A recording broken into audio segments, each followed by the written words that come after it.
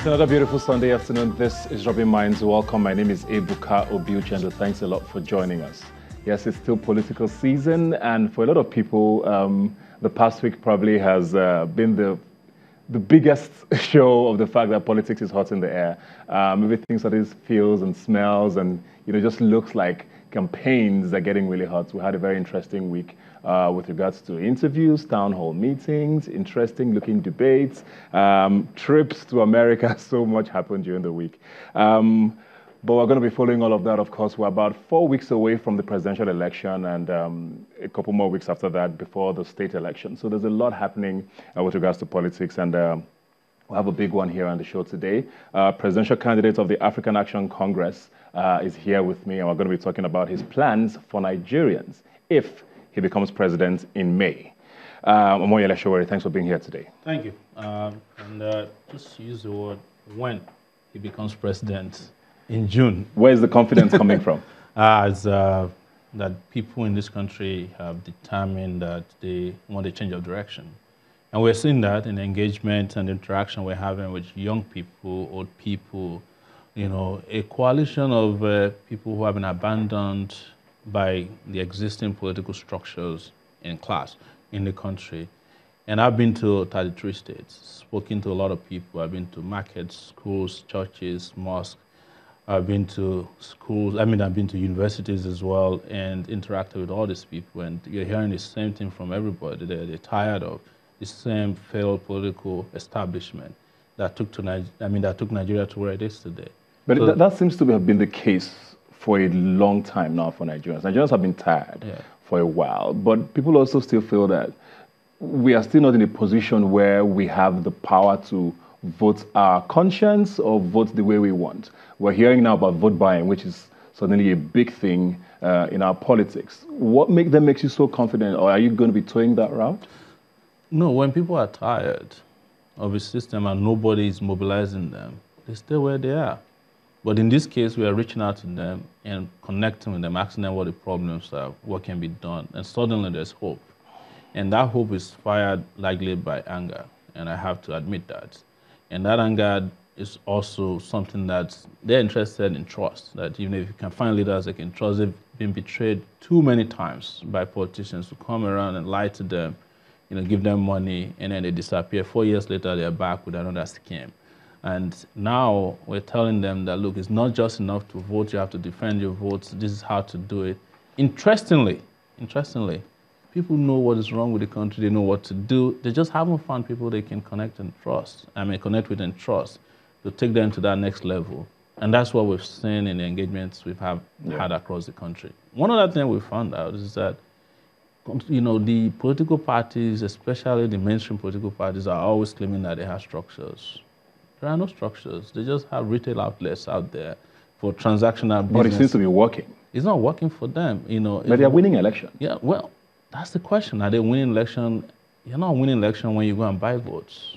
That's not winning election when you go and intimidate people, when you use soldiers, police, and then you manipulate the results after voting is done. That's not winning election. So what structures do you have, or what structures does your party have? Organic that makes you believe? Organic structures, and these structures are also interactive in the sense that, people are talking to themselves. And there's nothing that governments across the world are afraid of more than interaction. When people there seems to be no barrier between people talking about their problems and how to solve it in a way that is not necessarily loud. So instead of pasting posters on walls and defending them, we are pasting it in the consciousness of the people. And that is more effective. Then you don't have a connection between people in the diaspora and people at home. And they found out, that the problems are the same. And they're talking about it and they're finding solutions to it. So you find somebody in Malaysia organizing town hall meetings in his village somewhere in Delta State, or somebody in the US organizing one in Kogi State, and they are funding it, and people are saying, look, this time around, we're not going to accept this. And it's never happened before. It's also never happened that people will give money to a political movement or a party to run for election. We have tested and done that. We've been there. And the support is also massive. Typically, politicians give up money to people for everything conceivable that they need to do for them, to go rig, kill, do all kinds of things, including buying votes. But this time around, people are supporting us on their own. And these, very progressive political developments are the things that make us feel very strongly that the old guards can be defeated this time around. We have roundly defeated. I think the INEC in the last week released the final list of candidates who are going to be running for office this year, and there are 72 presidential candidates.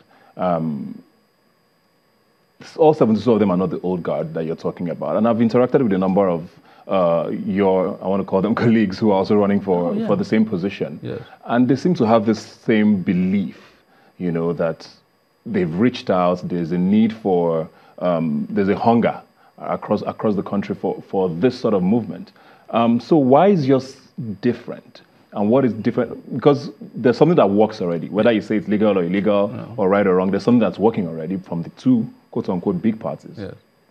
That has been working. Everybody else seems to think they have the new formula. Why is yours the best? So there's a difference between proclamation of your interaction and outreach, and then there's evidence. In our own case, there's evidence. If I tell you I'm in Sokoto, there'll be a live stream showing that I'm in Sokoto. You see the people we're interacting with.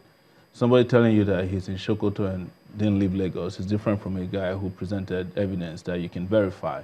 And that's what we've done.